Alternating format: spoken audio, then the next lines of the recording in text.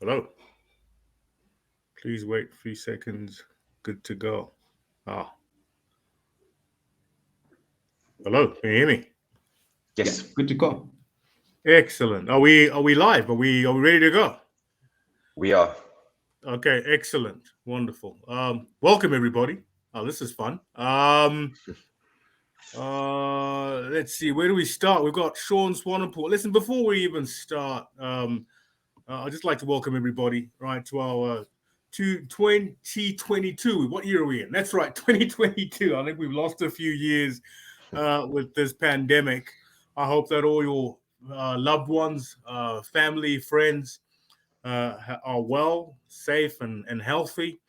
For those of you that have lost some people during the pandemic, um, I hope you are staying safe and we are united as a global community to ensure that we continue to stem the COVID pandemic from continuing to ravage through our lives.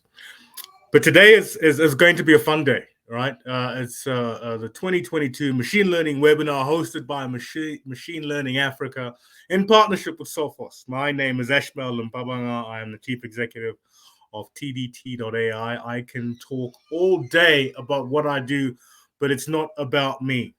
We're talking about computer security, cybersecurity, or information technology security is the protection of computer systems and networks from information disclosure, from the theft of or the damage of its hardware, software, or electronic data, as well as from the disruption and the misdirection of the services they provide. Now, what does this actually mean? We all know about cybersecurity. We've gone through the cybersecurity training. We know what it means for our businesses, our personal lives, our own personal devices, the attacks that happen.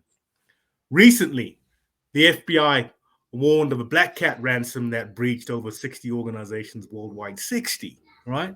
And when you think about it, when the U.S. Federal Bureau comes out and sounds the alarm on this black cat ransomware as a service, so they're calling it RAS, I believe.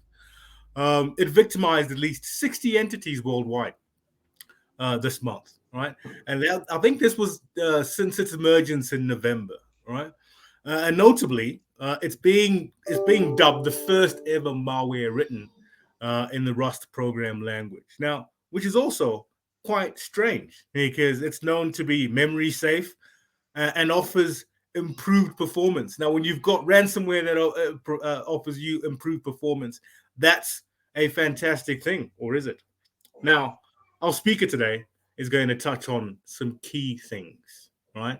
I'd like to welcome Sean Swanepoel. He is the pre-sales engineer for Sophos, our partners today in South Africa. He's also the commander-in-chief of the coastal region in South Africa, as well as the SADC region. So Sean is an IT security professional specializing in perimeter and endpoint security with many years of experience in multiple IT disciplines, passionate about network security, obviously, end user awareness, training, and social engineering.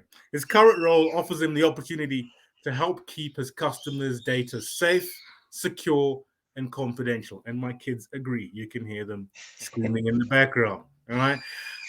His topic today is human-led attacks need human-led security. I completely agree. We'll touch on modern day ransomware and human led attacks, how to stop breaches without slowing down your business, add 24/7 expert threat hunting and neutralization without adding headcount, secure your most critical assets without breaking the bank, and stop ransomware in its tracks.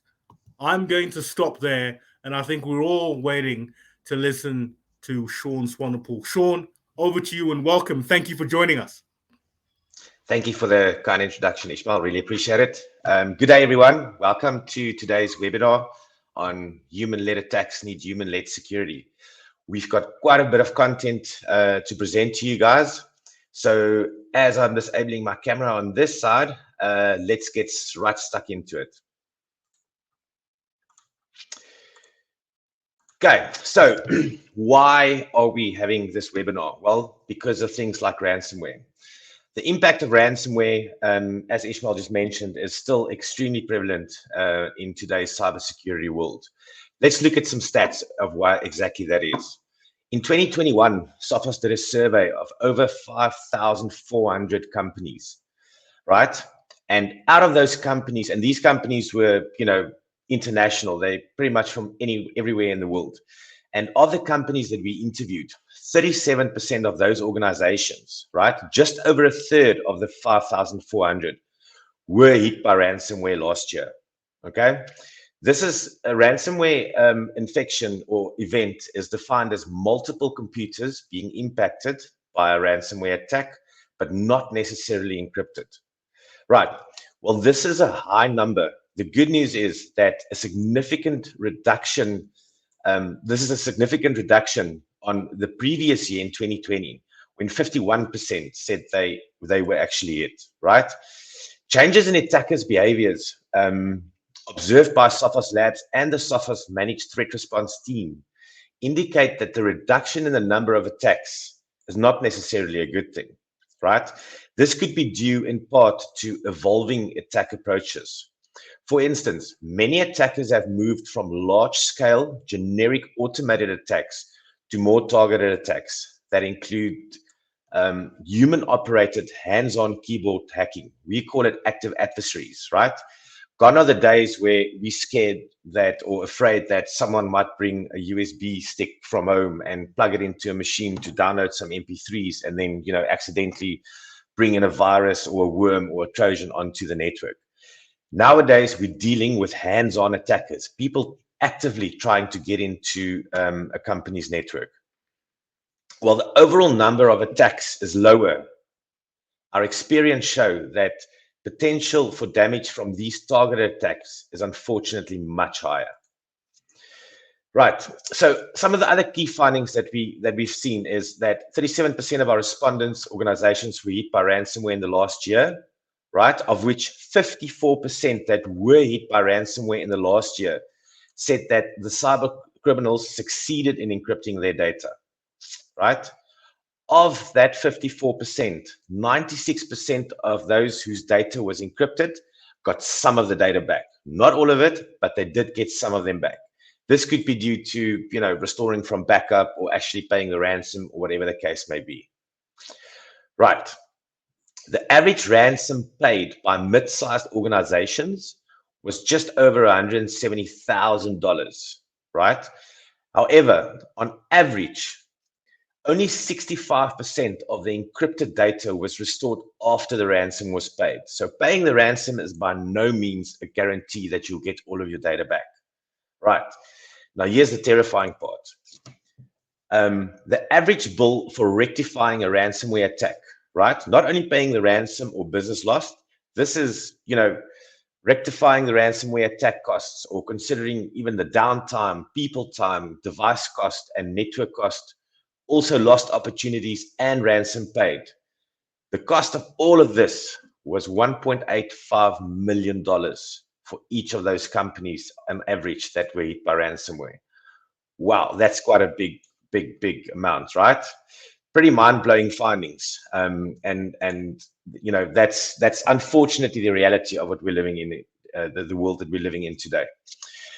Paying the ransomware is just part of the cost of remediating an attack. While both the number of ransomware attacks and the percentage of attacks where adversaries succeeded in encrypting data has declined since last year, the overall cost of remediating a ransomware attack has increased. Our respondents reported that the average cost to rectify the impacts of the most recent ransomware attack, right? And that's, again, considering the downtime and people time and costs of everything included, was $1.85 million, right? This is more than double the $761,000 that we saw in 2020. So this tells us, right, that attacks are becoming more targeted, more successful, and more expensive to deal with. Last year, Sophos ransomware experts have seen a considerable increase in advanced ransomware attacks that combine automation with hands-on human hacking. These complex attacks require more complex recovery processes, and this may be, a key factor behind the overall increase in ransomware recovery costs that we saw in the last year or so. Right, why is this? data and networks is becoming increasingly difficult, right? Distributed environment, the perimeter. We've been talking about that disappearing for the last 15 years, and now it's pretty much become the default. We've seen business shift from connected to interconnected, right? In the constant search for ways to improve our productivity and efficiency, businesses have created a very interconnected supply chain, along with the infrastructure and technology to support it. The business efficiencies realized through the migration of data and applications to the cloud, particularly, benefits, like the ability to work from anywhere, lowers the cost of our operations, and it improves our performance and scalability. It also catalyzed the growth of this digital supply chain that has demanded global policy and protection. While these interconnected systems serve us well, especially during the past couple of years, during COVID, where everyone needs to be able to work from anywhere, it's these connected business approaches create a lot more challenges for IT security specifically. This interconnected system is under persistent attack by a very intelligent and adaptive adversary, right? Never was this threat more evident than in 2021 December, when an attack of landmark scale and sophistication took advantage of this interconnected ecosystem, impacting victims ranging from major technology vendors and smaller businesses to public sector entities at the highest levels.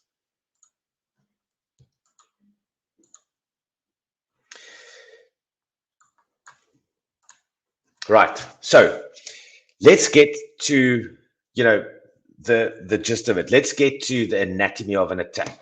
What exactly happens in a typical ransomware attack in 2022? Looking and referring back to the cyber kill chain. The cyber kill chain is a 7-step representation of the typical steps that a targeted attacker might take when he chooses his victim, or the company that he's trying to infiltrate. Starting right from the recon phase, that could start with harvesting email addresses, getting email addresses of the exco members on the company website, conference information, looking at their social media handles, what kind of information are they posting, and so on and so forth.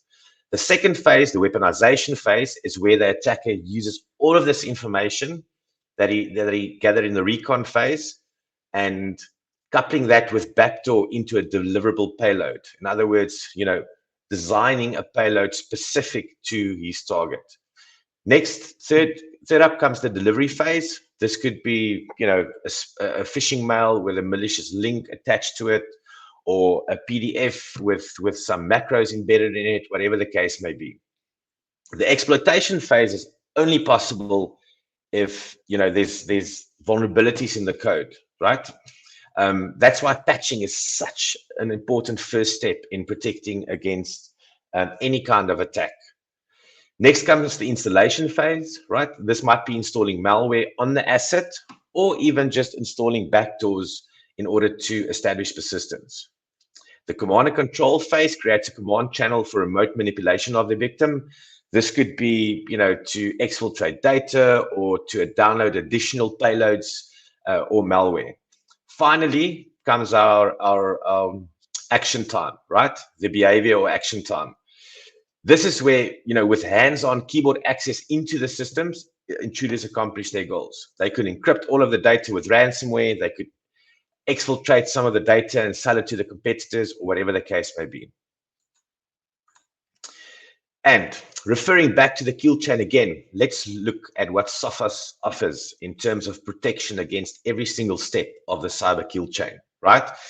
Sophos takes a layered defense approach. We don't put all our eggs in one basket. We try and protect against every single stage of the Lockheed Martin kill chain.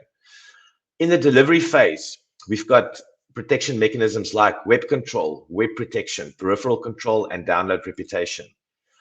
Still in the pre-breach phase, we've also got built-in IPS, local privilege mitigation, application lockdown, as well as memory mitigations.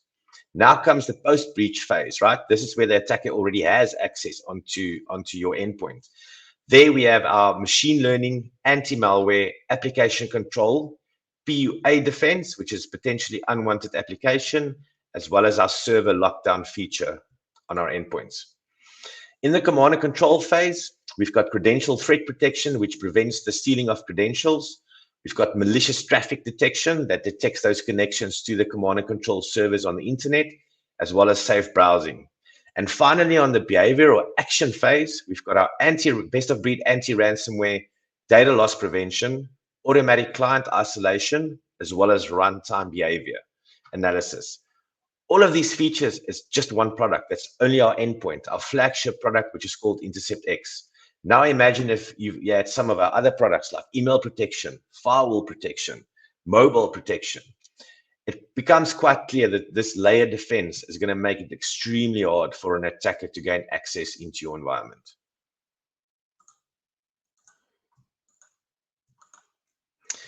Let's look at some recommendations when it comes to ransomware, right? In the light of all of these findings, Sophos experts recommend the following best practices.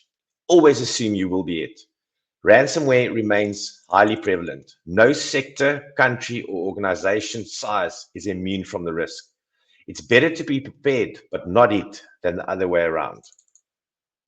Number 2, always make backups. Backups are the number one method organizations use to get their data back after an attack. As we've seen, even if you pay the ransom, you rarely get all your data back, right? So you'll need to rely on backups either way. A simple memory aid for backups is the 3-2-1 protocol, which means you should have at least 3 different copies using at least 2 different backup systems and with at least 1 copy stored offline and preferably off-site, where the crooks can't tamper with it during an attack. Always deploy layered protection. In the face of the considerable increase in extortion-based attacks, it is so much more important than ever to keep the adversaries out of your environment in the first place. Use layered protection to block these guys at as many points as possible across your environment. Never ever pay the ransom. We know this is easy to say, but far less easy to do when your organization has, ground to a halt due to ransomware attacks. Independent of any ethical considerations, paying the ransom is an ineffective way of getting your data back. As we saw in the first couple of slides, only around 65% of the data was retrieved after the ransomware was paid.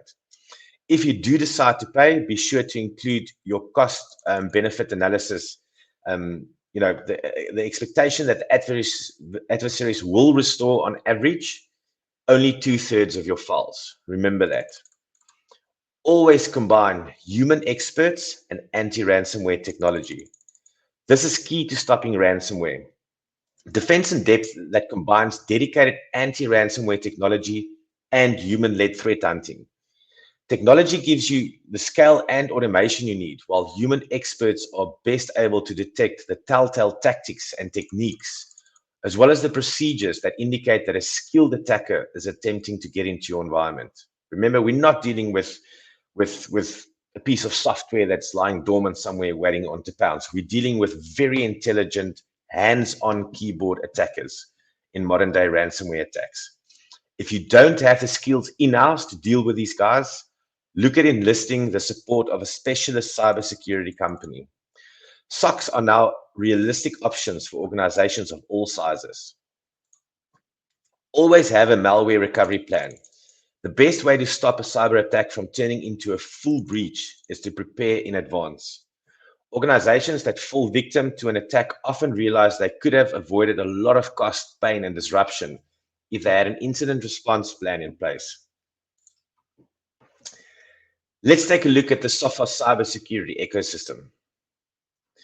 We need to adopt a new approach to solve the realities of our world today and to deal with modern-day ransomware. The way we're going to succeed in this complex, ever-changing environment, the way that we're going to stop more threats faster, is to move from an individual security product and services to a security ecosystem, right? Back in the day, there was a term that was loosely thrown around. It was called defense in depth. And it was coined by the Forbes 500 companies. And what these guys said is, it's always better to have a single vendor's product on the endpoint, and maybe a second vendor or a different vendor on the firewall level, and even a third vendor on the IPS level in the core network. And the reasoning behind this was that, if one vendor misses an attack, the next one will pick it up. And the honest truth of that way of thinking is they made one fundamental mistake. They assumed that all attacks can be stopped, and that's unfortunately simply not true. An ecosystem is managed and secured via an open platform and should be accessible through a traditional user interface or more and more through APIs. It should be integrated, where technologies and human expertise work together to drive faster security outcomes. Powered by a breadth of telemetry sources and control points across your environment, it should also be scalable, adaptable, and accessible to organizations of all sizes, not just the largest companies.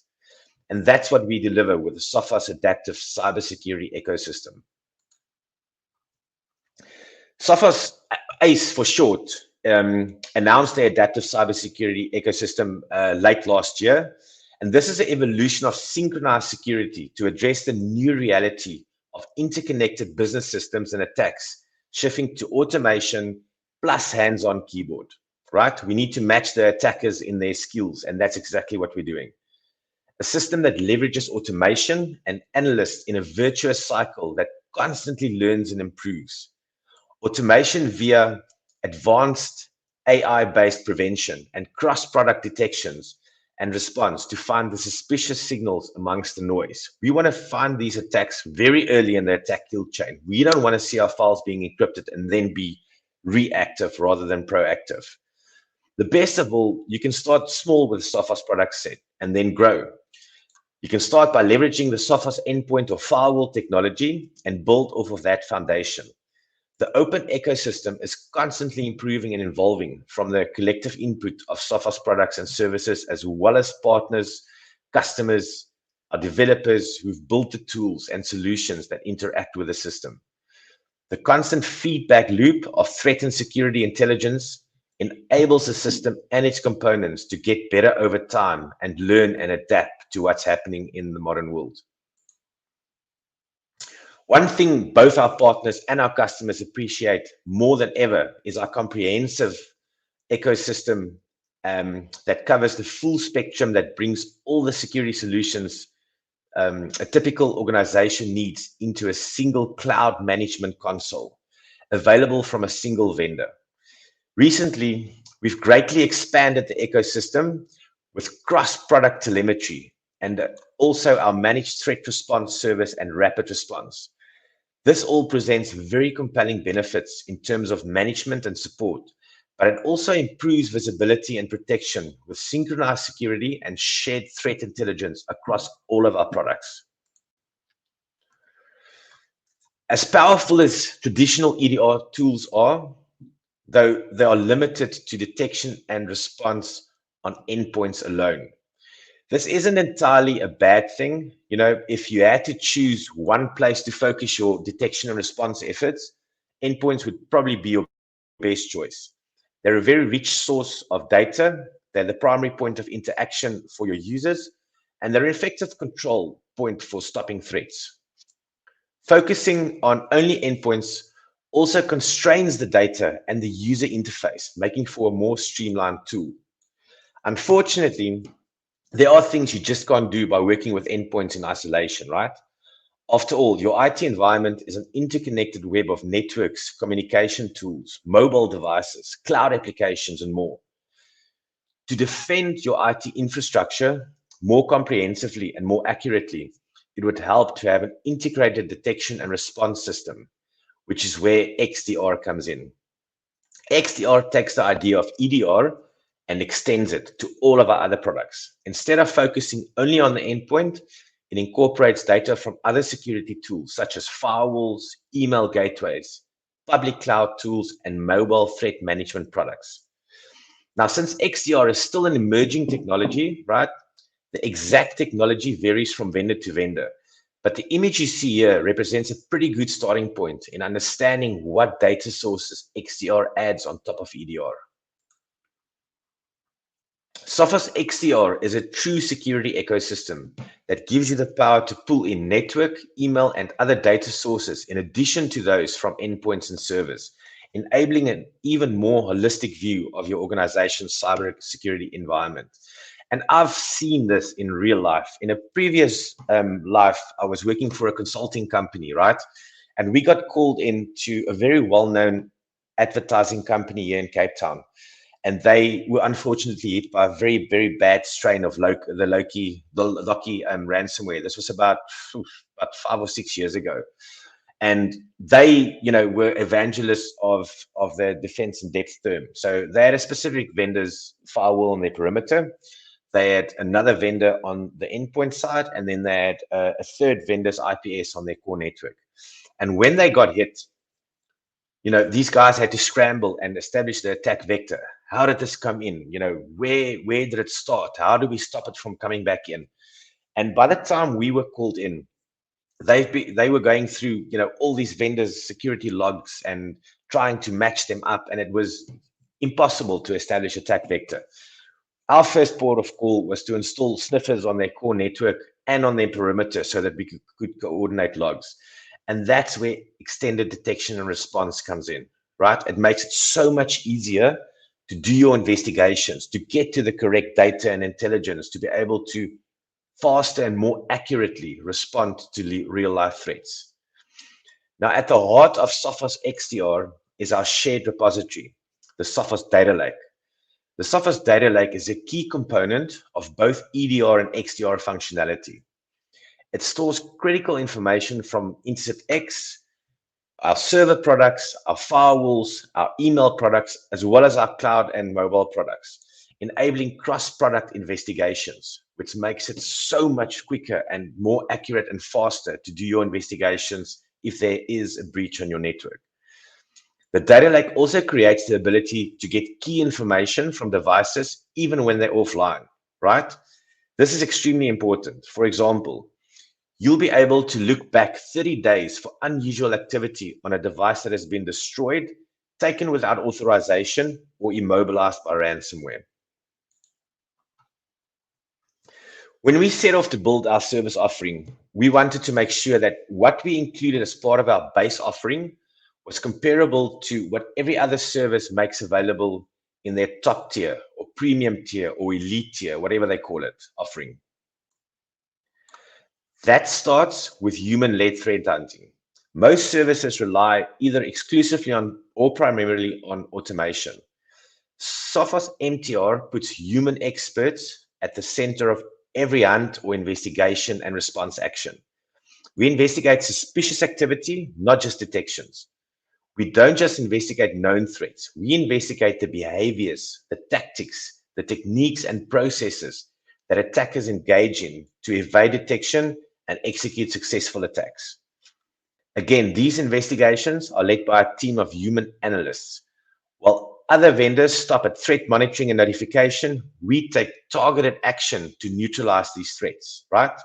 These guys look at your environment 24/7, they monitor your environment, and they react and respond to threats on your behalf so that you can concentrate on running your business, knowing that we've got your back when it comes to cybersecurity. What exactly do these guys do? The Sophos MTR is a fully managed service that gives customers the capability of a modern security operations center. This means having access to 24/7 team of threat hunters and respond experts who will proactively hunt for threats and validate potential threats on your network. They will also use all the available information to determine the scope and severity of these threats. They will then apply the appropriate business context for only valid threats, and then they'll provide actionable advice for addressing the root cause of these incidents, right? They will also initiate actions to remotely disrupt, contain, and neutralize these threats. Specifically for companies, where business has to be up 24/7, but they don't have the in-house skill to drive a solution like that, is exactly what MTR is made for. To complement all of these products, we have Sophos Labs and Sophos AI. Sophos Labs is an integral part of our product and service offering. This is provided in the form of threat intelligence that is ingested by our products, allowing them to have the latest understanding of the threat landscape and how to block attacks, thus protect our customers more accurately. Sophos Labs is a globally distributed organization based out of 8 locations with an excellent geographic spread. This allows us to provide a 24/7 coverage to the threat landscape, whilst also being able and well positioned to recruit the best talent from the best of the world's tech hubs. And they have to be, right? These guys analyze more than 400,000 pieces of new malware on a daily basis, right? Let that just sink in for 1 second. More than 400,000 new strains of malware every day. That's quite scary. Modern cyber attacks are multi-vectored and do not come in a simple one-dimensional package that neatly fit into a single approach to detection or single product offering. Being able to provide protection across the IT estate, whether that be endpoint or mobile or server or network or even cloud, allows us to reflect the nature of the attack and be best positioned to defend, and that gives us a very strong advantage. Sophos is in a unique position in the industry because of how we are integrating our labs and data science operations. With our size, with our breadth, the depth of expertise, Sophos Labs is perhaps one of a half dozen tier 1 labs operations in the world. Our labs experts help us to source massive data sets that we use for training, augmented with invaluable real-time telemetry from the 100 million end users that we are currently protecting. We then use automated systems and labs designed over many, many years by our human experts to ensure that the training data is precisely labeled. This is critical to produce high-performance, accurate detectors. As we say in the industry, right? GIGO, garbage in, garbage out. Our curation systems and processes are mature and scalable. Our data science team then get to focus their energies on developing the most efficient algorithms and models to solve a broad set of cybersecurity problems. Right, with central management, with our entire next-gen security products all managed from Sophos Central, customers see immediate benefits and reduced time to find the information that they need. With operations more automated through synchronized security, customers are spending a lot less time on tactical incident response. Integration with RMM and PSA vendors further automate operations and save IT time. The open APIs allow administrators to integrate with the system in a lot more ways as well. Then with our shared intelligence, we share intelligence inside and outside the system for better protection and efficiency. I'd like to close today's webinar. And again, thank you so much for attending. We just about to go on to our Q&A session. I'd like to close today's webinar with the screen that you've got in front of you. This is a real-life $15 million ransomware attack that was stopped in its tracks by the Sophos MTR team, a special division of the MTR team called the Rapid Response Team. I'd like to walk you through this example where declaring victory too soon would have been quite a disaster. In this case, the Sophos Rapid Response Team were able to thwart an attack that lasted 9 days and saw 3 separate attempts by the attackers to hit an organization with ransomware. There's a lot of detail here, so let me summarize it while you take a moment to read through it. In the first wave of the attack, which was ultimately blocked by the organization's endpoint protection solution, which was Intercept X in this case, the attackers targeted 700 computers with Maze ransomware, and they immediately made a ransom demand of $15 million. Realizing that they were under attack, the target security team engaged the advanced incident response skills of our Sophos Rapid Response Team, who are part of the MTR organization. Rapid Response is an emergency incident response service for organizations who have not yet signed on as MTR customers. The Sophos incident response specialist quickly identified the compromised admin account that was used in the attack, They identified and removed several malicious files and blocked attacker commands and command and control connections to the attacker's server. The Sophos team was then able to defend against 2 additional waves of attacks by the adversary. If the attackers had succeeded and the victim had paid, this could have been one of the most expensive ransomware payments to date that we've ever seen. Thank you everyone for attending today's webinar. I think we're going to go over to Q&A now, and I look forward to answering your questions. Thank you.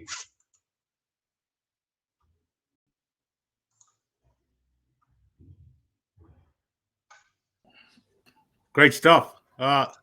I've learned quite a bit, Sean, and I've got a ton of questions. I don't even know where I'm going to start. I think before I get into my little spiel, let's just look at some of the comments. I think you've got some great comments here. I think that the identity is critical to sourcing your organization, to securing your organization. Everyone is a privileged user. Also, zero trust, at least privilege are key. And at least privilege are key, I believe he says. The bane of IT security, privileges. I 100% agree. Wonderful stuff. Look, at the beginning, $1.8 million is a big number. All right. It is. I mean, how do we even start to comprehend that number? I mean, in your world, what does that actually mean for businesses overall? Well, it depends on the business itself, I guess. Can you afford $1.8 million? If so, that's great. But if you spend, let's say, 100,000 up front on some technology to keep you safe, that could save you, a lot of money, $1.7 million to be exact. Right. And that's unfortunately the truth, especially in the developing countries and the bigger part of EMEA that we currently see. Cybersecurity is still a grudge buy, right? Whenever there's, budget talks and budget meetings, cybersecurity always is on the short end, unfortunately. Right. And, as we've illustrated, a little investment up front could save you so much money in the latter stages. And that's the simple truth of it. Absolutely. I think investment is key, right? Now, always assume you'll be hit. I think that kind of hit home for me, all right? Pun intended. And I mean, when will it end, Sean? When will it end? Well, as long as there's money in it, it'll never end. To be honest with you, ransomware is a multi-billion-dollar industry yearly. Yeah. And when I say industry, these guys have call centers. You can log into the darknet right now, go and buy a ransomware kit for about $20. Yeah. And if you're struggling to use it and attack someone, you can call into a call center for help. These guys are organized, they are structured, and they run these organizations as businesses. And it's quite scary to think of it in that way. Now you mentioned, and that's key. I think running call centers, that's a massive operation at the end of the day, right? So they know exactly what they're doing. Now, you also mentioned that we always use humans and tech side by side, right? In my world, that holds true. And I'm always asked the question, when will robots take over? All right. And my answer is always, I don't believe they will, because we always sort of need humans. But my crystal ball has been wrong before. All right. Now, yes. Will we ever get to a point where AI, for example, will play a fundamental role in curbing some of these attacks? It is already, to be honest. Built into Sophos endpoint technology, we have a very deep neural network of machine learning and deep learning, analyzing every executable on a network. What is the structure of the file? What is the capabilities of the file? Is it structured like we expect it to be? So in other words, if it's a Windows operating system file, does it look and feel like, the typical file that it would be? Because they all remain consistent, right?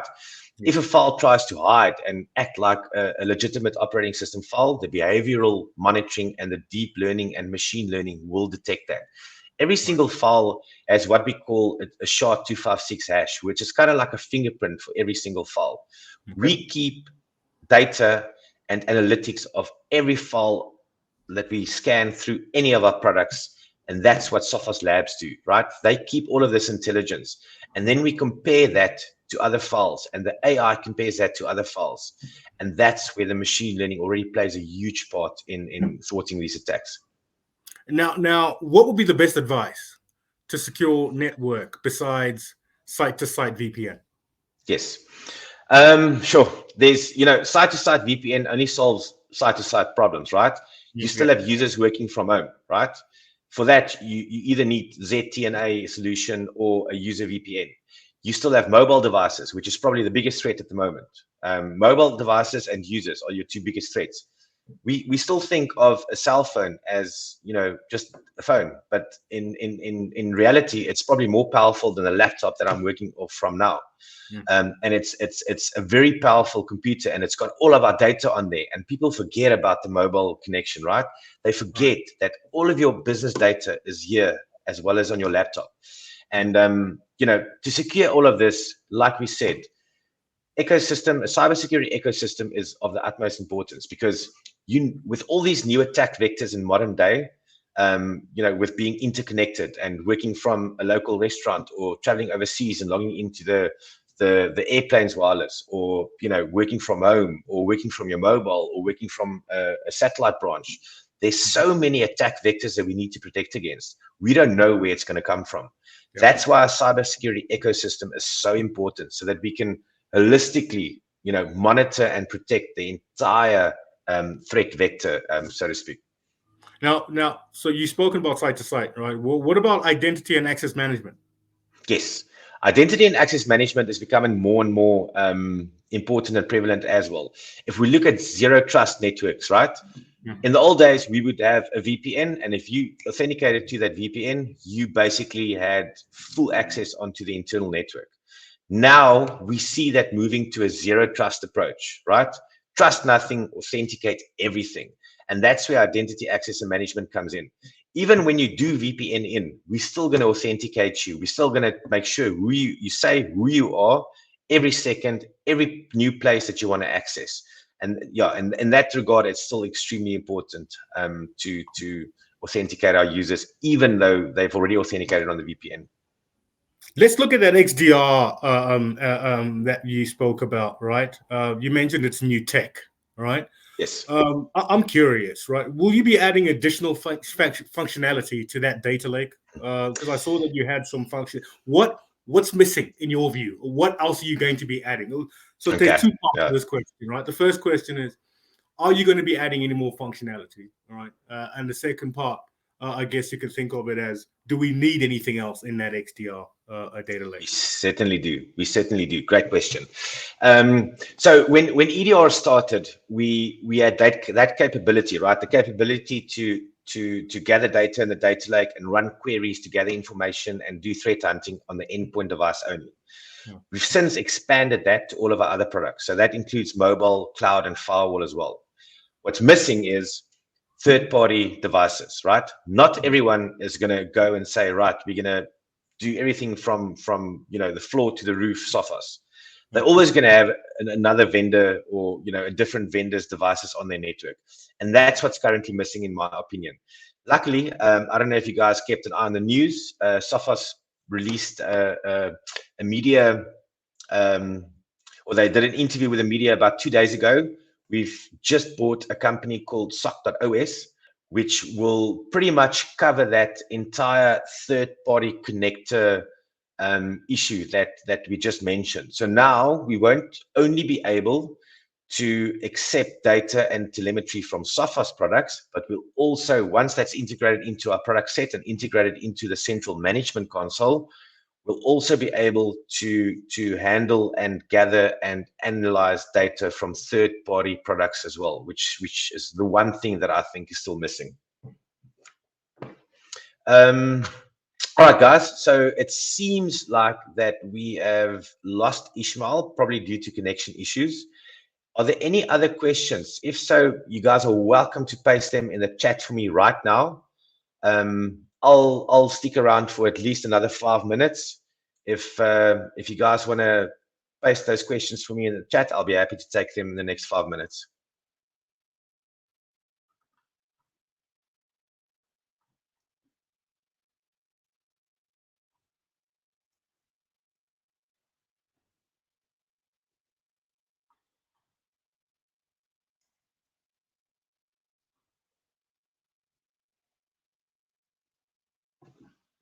Yeah, not only so not only SA, but probably most emerging countries would need this for the foreseeable future. Unfortunately, the thing with emerging countries is their skill level are still lacking. There's a lot of enterprise size companies that don't have the in-house skills to be able to do threat hunting, threat analysis, or even respond to active threats, which is why MTR is such an extremely important solution for emerging countries. They need that assistance. They don't have the skills or the time to be able to respond to these kind of threats. So yeah, for the foreseeable future, definitely SA. Secure internet access, definitely that indeed. I would agree for sure. Right, guys, there doesn't seem to be any other questions. I really want to thank you all for attending one more time. Stay safe out there. And if you want to connect, just look me up on LinkedIn. I'll be happy to connect with you guys. And Ishmael's back. Yeah, sorry, my other laptop seems to have lost its connection. That was actually one of my questions that I asked. I was really keen to get the answer, but I will touch base with you after this. I think we're slightly running out of time. We've got about 10 minutes, but I've got a couple more questions if you don't mind, Sean. That I just sure, want to touch. Sure, go for it. Got them written down. Now you've got an enterprise grade solution. Yeah, is that correct? Now, correct. That's what I got. What does this mean for small to medium enterprises? Because I'm assuming other organizations need to be aware about these attacks and how to combat these attacks. So do you help them, or are there other solutions out there, or what advice can you give them to get started on this journey? Well, Eshmael, to be honest, if you look at the history of Sophos, we actually started and only played in the small to medium business sector for pretty much the better part of, I'd say, 20, 30 years. We started back in 85. It's only recently that we've started expanding onto the enterprise level. Sophos has historically been, the small to medium business vendor. Now, scaling our solutions to become enterprise grade solutions took us quite a long time. Still staying true to our roots. I think that those small to medium customers are still pretty much, as welcome as the enterprise guys. That's what makes our solution so scalable. I've got companies, maybe a small lawyers firm that with 5 users that are customers, right? Then we've got some of the biggest retail companies in SA, and I'm talking 20, 30,000 users that are also customers. And the solution scales perfectly for both of those size companies. Excellent. And that's a really a good point, and to understand that you work across multiple business sizes, shall I say. And there's a question that says, this is coming from Hardley, how would you scale your protection AI against Unify Uprising AI? Well, that's probably where the user aspect comes in, right?